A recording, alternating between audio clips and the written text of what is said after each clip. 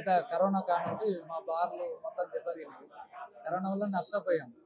ఈ యొక్క గత ప్రభుత్వంలో మా నష్టాల గురించి వివరిస్తే కొన్ని సమస్యలు సాలైనాయి.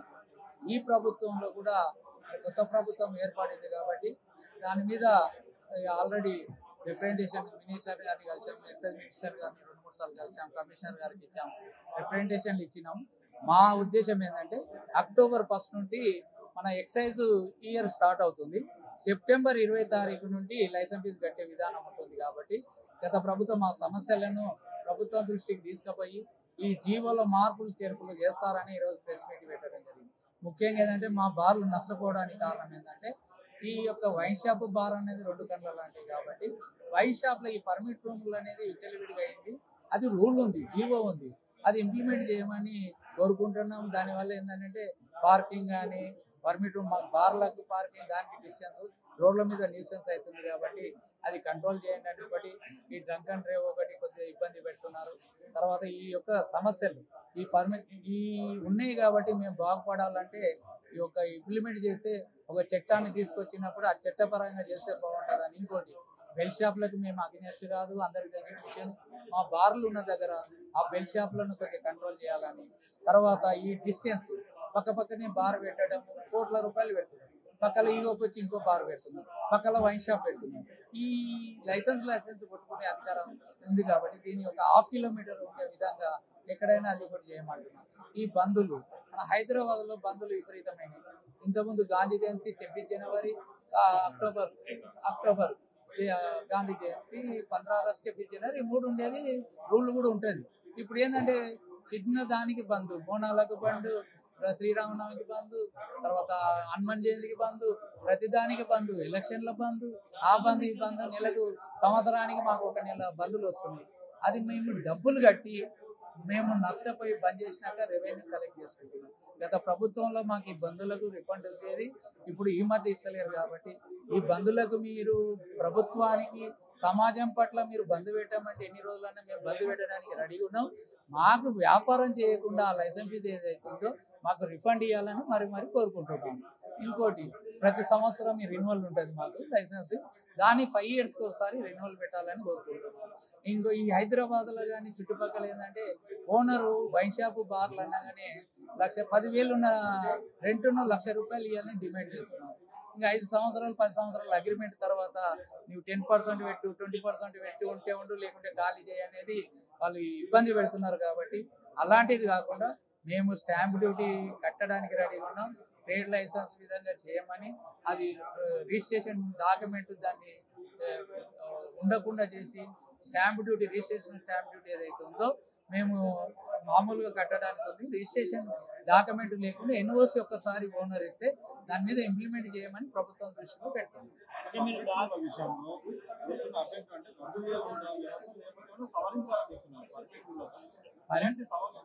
ఒకటి పర్మిట్ రూముల వల్ల ప్రభుత్వానికి రెవెన్యూ దెబ్బపడుతుంది అనేది ఊహాగానాలు. ఒకటి ఏంటంటే ఈరోజు హైదరాబాద్లో హైటెక్ సిటీ అని రాజధాని అని ఉంది కాబట్టి గతంలో పాపులేషన్ తక్కువ ఉండే పర్మిట్ రూమ్లు నడిచింది. బార్లు వైన్ షాపులు ఉన్నాయి. ఇప్పుడు 1,200 బార్లు ఉన్నాయి స్టేట్ మొత్తంలో, వైన్ షాప్ 2,600. ఈ రోజు ఏంటంటే పాపులేషన్ పెరిగింది హైదరాబాద్లో, ఆ పర్మిట్ రూమ్ల వల్ల అందుకే న్యూస్ అయింది. మనం ఏదన్నా నేను సమాజం చెప్పే ప్రభుత్వం దృష్టిలో ఏంటంటే ఇక్కడ పార్కింగ్ ఉంది అంటే అక్కడ వైన్ షాపు, బారు, హాస్పిటల్ ఇట్లా చూడాల్సి వస్తుంది. దానివల్ల కొద్దిగా పార్కింగ్, ట్రాఫిక్, పోయే వాళ్ళకి ఇబ్బంది అవుతుంది. కాబట్టి వాళ్ళు 100 స్క్వేర్ మీటర్ ఉంది. ఇది కూడా ఎందుకు పెట్టినామంటే డబ్బులు లేని వాళ్ళు, పేదవాళ్ళు దాంట్లో పోయి తాగి నిలబడి తాగాలన్నమాట. ఒక బార్ లాగా, రెస్టారెంట్ లాగా పెట్టడం వల్ల ఈ కరోనా వల్ల ఇబ్బంది పడి వాళ్ళకి వెసులుబాటు కలుగుతుంది. మా బార్లకు వస్తే ₹10 ఎక్కువని, వాళ్ళ దగ్గర తక్కువ ఉందని పోయి అక్కడ ఇది చేస్తుంది. దాన్ని కంట్రోల్ చేయమంటున్నాం. దాని కంట్రోల్ వెసులుబాటు దాన్ని జీవో ప్రకారం ఇంప్లిమెంట్ చేయమంటున్నాం. లేదన్నారా ప్రభుత్వం దృష్టికి మేము పెడుతున్నాం. ఇది ఏదైనా నిర్ణయం తీసుకొని చేస్తే మంచిదే. స్కూల్ పిల్లలు పోతున్నారు అక్కడక్కడ. ఇది పక్క నేను ఎందుకంటే పక్కనే ఉండి పక్కనే ఇస్తున్నారు. మీరు అక్కడ అబ్జర్వ్ చేయండి, మూసాపేట కానీ ఈ హయత్ నగర్ చూడండి, పక్క నుండి పక్కల 100 మీటర్ల డిస్టెన్స్ లేకుండా పర్మిషన్ ఇస్తుంది. అక్కడ వైన్ షాప్, ఇక్కడ వైన్ షాప్, ఇక్కడ బార్, ఇక్కడ అనే వరకు మొత్తం ట్రాఫిక్ జామ్ అవుతుంది. అది ఎంత సమాజానికి నష్టమే కదా. ఇప్పుడు అందరికి పోయేటోళ్ళు మేము కూడా వ్యాపారం చేస్తాం, మాకు కూడా ఫ్యామిలీ ఉన్న, డబ్బులు ముఖ్యం కాదు, ఒక వ్యవస్థ కావాలనేది మనస్ఫూర్తిగా కోరుకుంటున్నాం. డ్రంక్ అండ్ డ్రైవ్ విషయంలో చాలా వరకు బార్ల ముందంటే ఎక్కువ డ్రంకన్ చేస్తున్నారని కూడా వార్తలు వస్తున్నాయి. ఆ విషయంలో మీకేమైనా అభ్యంతరం ఉందా? ఏం చేయాలంటే బాగుంటుంది? నేను డ్రంక్ అండ్ డ్రైవ్ పెట్టొద్దు అనట్లేదు. సమాజం పట్ల ఉండాలి. విపరీత తాగిపోతుంటే కూడా బండ్ల మీద యాక్సిడెంట్లు అయితే పెడుతున్నారు కాబట్టి పెట్టొద్దు అనట్లేదు. దానికి టైమింగ్ పెట్టమంటున్నాం. ఇప్పుడు మార్నింగ్ నుండి ఇప్పుడు వ్యవస్థ ఎట్లయిందంటే ఈరోజు కేసులు కావాలంటే వాళ్ళు వచ్చి పట్టుకుంటున్నారు, కేసులు తీసుకుపోయి లోపలేసి కోర్టుకు హ్యాండ్ ఓవర్ చేస్తున్నారు. ఆ విధంగా కాకుండా రాత్రి 10 గంటలకు ఇంటికి భయం ఉంటుంది. 10 గంటల నుండి స్టార్ట్ చేస్తే అరే భయం ఉంటే డ్రంక్ అండ్ డ్రైవ్ పట్టుకుంటారు కాబట్టి ఇంటికి పోతారు. అది పోతారని మా ఒపీనియన్. డ్రంక్ అండ్ డ్రైవ్ పెట్టండి, సమాజానికి మంచిదే. మా వ్యాపారం గురించి మేము అడగట్లేదు. దాదాపు 11 సమస్యలు ఉన్నాయని చెప్పేసి మీరు ప్రెస్ నోట్ లో రిలీజ్ చేశారు. అవును. ఇప్పటివరకు మీకు సమస్యల పైన ఏ ఒక్క సమస్య పైన కూడా ప్రభుత్వం స్పందించలేదు.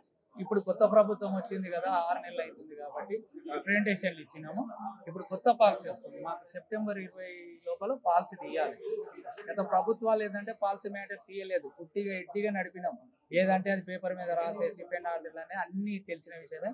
ఇప్పుడు వచ్చిన ప్రభుత్వం అయినా ఒక చట్టం అమలు చేసినప్పుడు, ఒక పాలసీ తీసుకున్నప్పుడు దానికి కట్టుబడి ఉండాలి. మేము తప్పు చేస్తే శిక్షించేటట్టు ఉండాలనేదే మా ఒపీనియన్. బెల్ట్ షాప్ల మీద కూడా చర్యలు తీసుకోవాలని చెప్పేసి చెప్తున్నారు.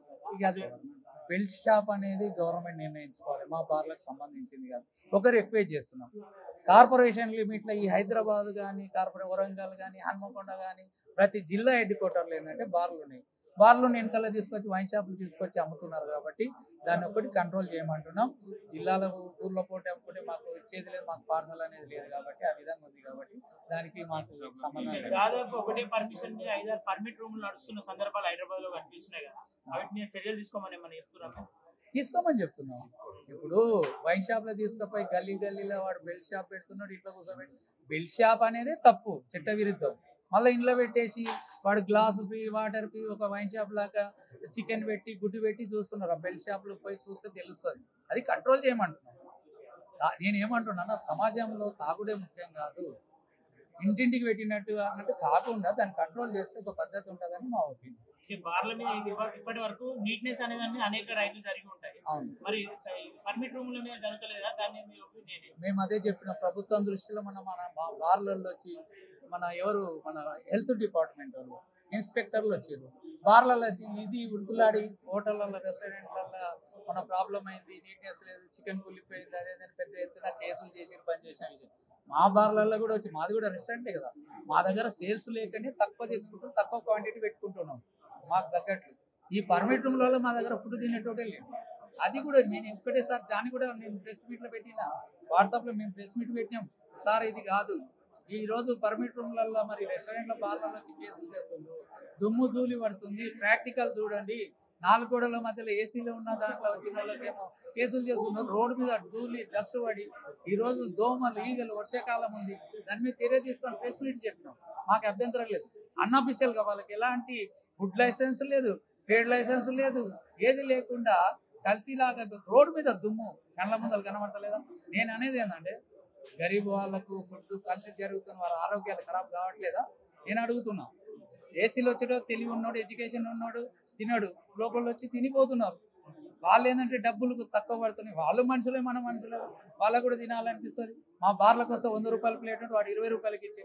వాళ్ళకి ఏంటంటే తాగిన తర్వాత ఏదో తినాలని, ఆరోగ్యం ఖరాబ్ అయితే, మందు తాగడమే ఖరాబ్ అంటే కూడా అలాంటి ఫుడ్ చేస్తున్నందుకు ఇవి కంట్రోల్ చేయాలని ఈ మీడియా ద్వారా మేము తెలియజేస్తూ, ఇప్పుడు త్వరలోనే ప్రభుత్వం ఈ నిర్ణయం తీసుకొని ఒక పద్ధతి మీద మంచి అవకాశం చేసి, ఇంకోటి జిల్లా హైదరాబాద్లోనేమో ఈ పర్మిట్ రూమ్లో ఇది అన్ని జిల్లాల్లో దాబాలలో విపరీతం ఎలాంటి లైసెన్స్ ఫీజు కట్టకుండా పెద్ద పెద్ద దాబాలు పెట్టి వైన్ షాప్లో లిక్కర్ తీసుకొచ్చి అమ్ముతున్నారు.